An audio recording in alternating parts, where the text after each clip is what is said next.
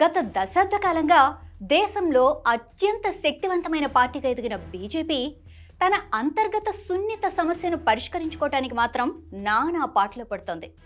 ఇంతకీ ఆ ప్రాబ్లం ఏంటంటే బీజేపీ జాతీయ అధ్యక్ష పదవికి ఎంపిక. అంతర్గత సమస్యల కారణంగా ఈ విషయాన్ని నాంచుతూ వస్తున్నారని తెలుస్తోంది. పైకి చూడటానికి ఆ ఎన్నిక సాధారణంగా నిర్దిష్ట కాల పరిమితిలో జరిగిపోయేదే అనిపిస్తున్నా కూడా దాని వెనుక రాజకీయ నిర్ణయం ఆధారపడి ఉంది. 2024 లోక్సభ ఎన్నికల్లో బీజేపీ తీవ్ర నిరుత్సాహ ఫలితాలను సాధించగా రాబోయే ఎన్నికలకు మళ్లీ పార్టీని పటిష్టం చేసుకోవడంతో పాటు పార్టీలో ఆధిపత్య ధోరణులు, అంతర్గత సమస్యల పరిష్కారం కూడా కొత్త జాతీయ అధ్యక్షుడి నియామకాన్ని ప్రభావితం చేస్తున్నాయని కూడా రాజకీయ విశ్లేషకులు చెబుతున్నారు. సమర్థుడైన నేతని ఎన్నుకోవటం అనే ఒక్క విషయానికే ఈ సమస్య పరిమితమై లేదని, దీర్ఘకాలిక రాజకీయ సైద్ధాంతిక పారామీటర్లతో పాటు అందరి ఆమోదం లభించే వ్యక్తి అయి ఉండాలి. దీనికి తోడు గత దశాబ్ద కాలంగా బీజేపీలో కీలక అధికారాలు మొత్తం కూడా ప్రధాని నరేంద్ర మోడీ, కేంద్ర హోంమంత్రి అమిత్ షా చుట్టూ కేంద్రీకృతమై ఉండిపోవటం ఈ ఎంపికను మరింత సంక్లిష్టంగా మార్చిందన్న అభిప్రాయాలు వ్యక్తమవుతున్నాయి. అదే సమయంలో సంఘ్ పరివార్గా పిలిచే విస్తృత నెట్వర్క్లోని ఆర్ఎస్ఎస్, విహెచ్పి ఉండనే ఉన్నాయి. వీటన్నిటి ఆమోద ముద్ర లభిస్తేనే కొత్త అధ్యక్షుడు ఎంపికవుతారు. ఇక్కడే అసలు సమస్యలు ఉన్నాయని కూడా రాజకీయ విశ్లేషకులు చెబుతున్నారు. ప్రస్తుత అధ్యక్షుడు జేపీ నడ్డా పదవీ కాలం ముగిసిపోవటమే కాదు, పొడిగింపు కాలం కూడా ముగిసిపోబోతోంది. బీజేపీలో భూపేందర్ యాదవ్, వినోద్ తాన్వే, సునీల్ బన్సల్ వంటి వాళ్ళు పార్టీ కార్యక్రమాల రీత్యా సమర్థులుగానే కనిపిస్తున్నా వారికి జాతీయ స్థాయిలో అంత చరిష్మా లేదు. ఇక ప్రాంతీయంగా అత్యంత ప్రభావవంతమైన యూపీ ముఖ్యమంత్రి ఆదిత్యనాథ్, అస్సోం సీఎం హిమంత బిశ్వ శర్మ వంటి వారు ఉన్నా వారిని జాతీయ స్థాయికి ప్రమోట్ చేస్తే వారి రాష్ట్రాల్లోని పార్టీలో సమస్యలు తలెత్తే అవకాశాలున్నాయన్న చర్చ కూడా నడుస్తోంది.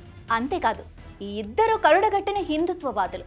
దేశంలో మళ్లీ సంకీర్ణాల యుగం మొదలైందన్న అభిప్రాయాలు ఉన్న ప్రస్తుత తరుణంలో ఉదారంగా వ్యవహరించేవారు, చాకచక్యంతో అందరినీ కలుపుకొని పోయేవారు పార్టీకి చాలా అవసరం.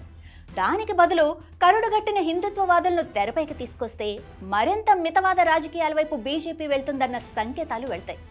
ఈ క్రమంలోనే మధ్య మార్గంగా మహిళా అధ్యక్షురాలు అన్న వాదన ఒకటి తెరపైకి వచ్చింది. అదే జరిగితే 45 ఏళ్ల పార్టీ చరిత్రలో బీజేపీ జాతీయ అధ్యక్ష బాధ్యతలను ఒక మహిళకు అప్పగించినట్టు అవుతుంది.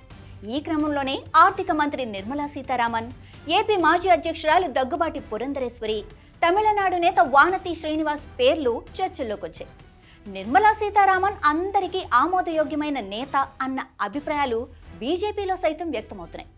మహిళకు అప్పగించే విషయంలో నిర్మలా సీతారామన్ పట్ల ఆర్ఎస్ఎస్ సైతం సానుకూలంగానే ఉందన్న విశ్వసనీయ వర్గాలు చెబుతున్నాయి. దక్షిణాది రాష్ట్రాల్లో పట్టు సాధించాలనుకునే లక్ష్యం, ఇక వచ్చే ఎన్నికల్లో అమలు కానున్న మహిళా రిజర్వేషన్ బిల్లు నేపథ్యంలో మహిళా అధ్యక్షురాల వైపే అధినాయకత్వం కూడా మొగ్గు చూపుతుందన్న వాదన వినిపిస్తోంది.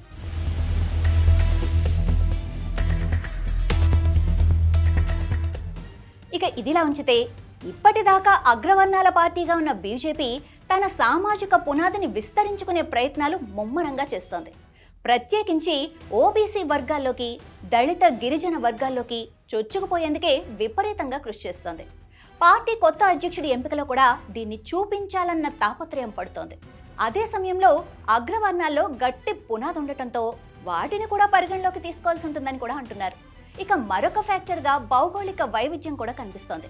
ఇప్పటిదాకా బీజేపీలో ఉత్తరాది ఆధిపత్యం గణనీయంగా ఉండగా తాజాగా దక్షిణాదితో పాటు ఈశాన్య రాష్ట్రాల్లోనూ బీజేపీ గొంతును గట్టిగా వినిపించే నాయకులు ఉంటున్నారు. బీజేపీ రానున్న రోజుల్లో ఎదగాలి అని ఆశిస్తున్న తమిళనాడు లేదా తెలంగాణ నుంచి నేతను ఎంపిక చేయటం ఆ పార్టీకి దీర్ఘకాలిక లాభాలు తెచ్చిపెట్టే అవకాశం ఉందని కూడా రాజకీయ వర్గాలు చర్చించుకుంటున్నాయి. అయితే దీనికి అందరి ఆమోదం లభిస్తుందా అనేదే ఇక్కడ ప్రశ్నార్థకంగా ఉంది. అది ఉత్తరాదిలో సంస్థాగత ఎన్నికల లక్ష్యాలను తక్షణమే ప్రభావితం చేసే అవకాశం ఉందన్న వాదన కూడా గట్టిగానే వినిపిస్తోంది. అన్నిటికీ మించి 2024 ఎన్నికల్లో సాధించిన ఫలితాలపై బీజేపీ నాయకత్వం సంతృప్తితో లేదు. అంతకుముందు 2 ఎన్నికల్లోనూ బీజేపీ భారీ మెజారిటీతో అధికారంలోకి రాగా ఈసారి భాగస్వామ్య పక్షాల మద్దతుతోనే ప్రభుత్వం ఏర్పాటు చేయాల్సిన పరిస్థితి వచ్చింది.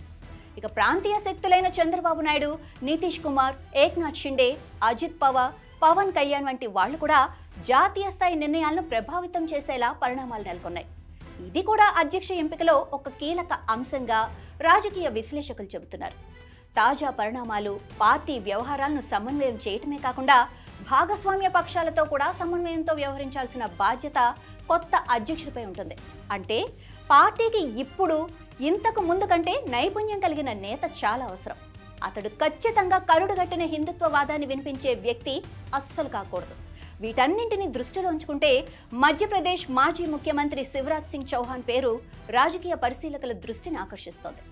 4 సార్లు సీఎంగా పనిచేసిన చౌహాన్ సీనియర్, అనుభవజ్ఞుడైన నాయకుడు, చరిష్మా కూడా కలిగిన నేత. అంతేకాదు అందరి ఆమోదం లభించే మాస్ లీడర్ అని కూడా చెప్తారు. చౌహాన్ ఎంపిక బీజేపీ లక్ష్యాలకు అనుగుణంగా ఉంటుందని రాజకీయ వర్గాలు కూడా అంటున్నాయి. పైగా పాత తరం నేతలకు మోడీ తరం నేతలకు మధ్య అఘాతాన్ని ఆయన పూడ్చగలడు అన్న అభిప్రాయం కూడా పలువురు సీనియర్ బీజేపీ నేతలు వ్యక్తం చేస్తున్నారు. ఇక సీతారామన్ను ఎంచుకున్న చౌహాన్ వైపు మొగ్గినా ఇక్కడ ఒక సమస్య ఉత్పన్నమవుతోంది. 2010 నాటికి ఉన్న చౌహాన్ జనాదరణ ప్రభ ఇప్పటికీ ఉన్నాయా అనేదే ఇక్కడ ప్రశ్న. మోడీ, అమిత్ షా ఆధిపత్యంలో ఉన్న పార్టీలో ఆయనకు స్వతంత్రం ఉంటుందా అనేదే మరో ప్రశ్న. నిర్మలా సీతారామన్ విషయానికి వస్తే ఆమెకు మాస్ అప్పీల్ లేదనేది ఒక వాదన. పైగా ఆమె ఉన్నత స్థాయి వర్గాల ప్రతినిధిగానే జనం చూస్తారు అనేది కూడా ఇక్కడ మరో వాదన. ఇప్పటి రాజకీయాలలో వీరిద్దరూ నాయకత్వ దూకుడు ప్రదర్శించడం అనుమానమేనన్న రాజకీయ వర్గాలు అంటున్నాయి. వీరిద్దరూ కూడా కేంద్రంలో కీలక శాఖలు నిర్వహిస్తున్న నేపథ్యంలో వీరిద్దరిలో ఒకరికి పార్టీ బాధ్యతలు అప్పగిస్తే మంత్రివర్గంలో కొనసాగుతారా అనేది కూడా ఇక్కడ అనుమానమే. వీటన్నింటినీ దృష్టిలో పెట్టుకుంటే కొత్త అధ్యక్షుడి ఎంపికలో పార్టీ అధినాయకత్వం ఎందుకు నాంచుడు ధోరణి అనుసరిస్తుంది అన్న విషయం క్లియర్గా అర్థమవుతోంది.